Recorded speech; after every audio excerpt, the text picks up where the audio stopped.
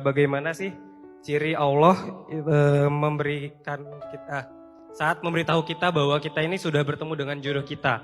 Apakah dengan cara kita ingin menikahinya ataukah kita ingin memantaskan diri kita terhadap dirinya? Kemudian apakah setelah kita menikah nanti kemudian kita contohnya misalkan pisah gitu ya, cerai. Apakah itu artinya kita tidak berjodoh? Kemudian apakah ketika saat saya tidak berjodoh dengan dia, apakah itu saya mencuri atau mengambil jodoh orang lain? Seperti itu. Oke. Kemudian ada lanjut lagi. Mungkin apabila saya lanjut terus menikah bisa jadi lebih dari 10 tahun. Kemudian saya dan istri saya tidak cocok atau tidak klop, kemudian kami memutuskan untuk pisah. Apakah kami juga dikatakan tidak berjodoh? Atau yang sering saya dengar ini ada istilah yang menamakan jodohnya sudah habis. Apakah betul ada istilah jodoh sudah habis? Begitu Ustaz. Karena cinta itu adalah anugerah Allah. Saking pentingnya bab cinta ini sampai para ulama-ulama besar dalam Islam itu menulis buku khusus tentang cinta. Fiqhul Hub, fikih cinta. Jadi bukan berarti yang lain gak penting, penting juga. Kan semua penting dalam hidup ya. Tergantung yang lagi kita alamin apa nih. Ada yang lagi ngalamin masalah karir, berarti karir penting banget buat dia. Ada yang lagi ngalamin masalah sakit, sehat penting banget buat dia. Ada yang lagi putus patah hati, berarti cinta penting banget buat dia. Ada yang lagi mengalami masa-masa kayak pengen hijrah, berarti taubat penting banget buat dia. Tergantung apa yang sedang kita alami. Oke, Tegar. Tanda jodoh. Gimana kita tahu bahwa ini ciri-ciri jodoh kita?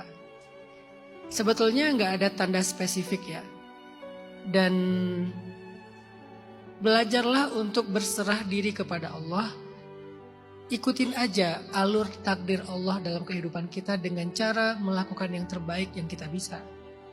Ketika kita menemukan seseorang yang udah cocok dengan kita, ya udah ikuti alurnya. Jangan bermaksiat, jangan modus ta'aruf pacaran Islami gitu kan. Bangunin tahajud, sleep call,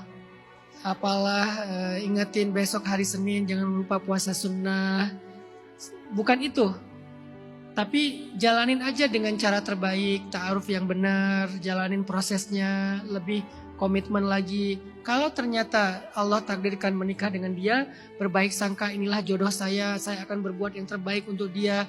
Kalau Allah takdirkan juga ternyata memang setelah beberapa lama akhirnya bercerai, maka anggaplah ternyata bukan dia jodoh saya, tapi ikhtiar saya selama ini gak akan sia-sia jadi amal ibadah. Ternyata dia jodoh orang lain. Apakah kita telah mencuri jodoh orang lain? Gak mencuri. Apakah Sayyidah Khadijah 2 kali diuji dalam pernikahan sebelum ketemu dengan Nabi Muhammad, berarti 2 laki-laki itu telah mencuri jodohnya Nabi Muhammad? Enggak, memang takdirnya kayak gitu. Kan jodoh gak harus ketemu di awal kan? Bisa ketemu di awal, bisa ketemu di tengah, bisa ketemu di akhir hayat. Ada orang yang baru ketemu jodohnya menjelang wafatnya. Ada orang yang ketemu jodohnya setelah berlika-liku dengan segala drama kehidupan. Menikah gagal. Siapa dia? Sayyidah Khadijah. Suami pertamanya meninggal, suami yang keduanya bercerai, menjanda sekian tahun, baru di umur 40 tahun ketemu dengan jodoh aslinya yang lebih muda dari beliau 15 tahun.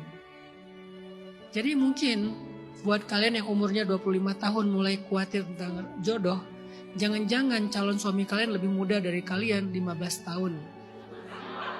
Berarti dia sekarang kelas 4 SD.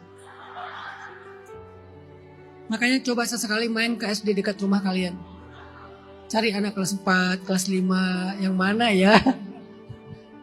Mungkin sekarang kalian bilang astagfirullahalazim, tapi nanti, oh benar ya, ada yang 10 tahun, ada yang 15 tahun, kan gitu kan? Itulah jodoh. Apakah kemudian dia karena pernah ada drama dengan orang lain berarti dia salah jodoh segala macam? Enggak ada yang salah dalam takdir. Tapi pasti ada hikmahnya kenapa dia harus drama dulu. Kenapa dia harus gagal dulu? Kenapa dia harus muter-muter dulu? Bahkan kayak cerita Sayyidah Zainab tuh. Zainab bintu Jahsy. Sebelum nikah sama Nabi nikah sama siapa?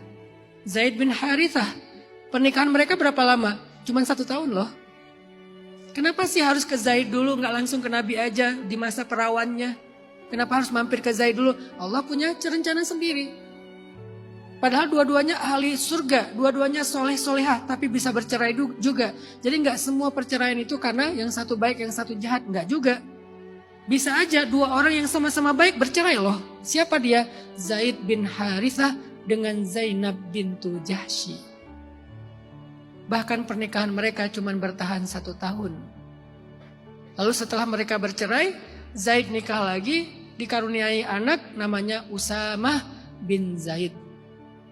Sedangkan Zainab nikah lagi dengan Rasulullah SAW dan menjadi seorang perempuan ahli surga karena istri Nabi. Tapi ada drama sebelumnya, itulah hidup. Maka kita nggak penting untuk tahu ini tanda-tanda jodoh nggak ya. Setelah nikah masih ngeliat kayaknya nggak ada tanda-tandanya sih. Akhirnya nggak jadi all out dengan pasangan, nggak perlu tahu itu. Cukup ikutin aja alur yang Allah udah berikan, berbaik sangka. Oh inilah jodoh saya, dia yang terbaik buat saya. Jalanin. Kalau nggak tahan lagi, ada masalah ternyata nggak bisa dipertahankan, cerai juga. Katakan qadarullah, bukan jodoh saya. Tapi selama saya hidup dengan dia, saya menjadi seorang suami yang bertanggung jawab. Saya jadi istri yang solehah. Apapun kehendak Allah kemudian, Allah yang lebih tahu rencana terbaik. Jadi duda, jadi janda, akhirnya ketemu dengan jodoh masing-masing. Allah lebih tahu. Yang pasti semua kita diciptakan berpasang-pasangan. Jadi nggak ada yang namanya jodoh expired. Wa khalaqnakum azwaja. Kalau udah jodoh maka akan jadi pasangannya di dunia sampai di surga.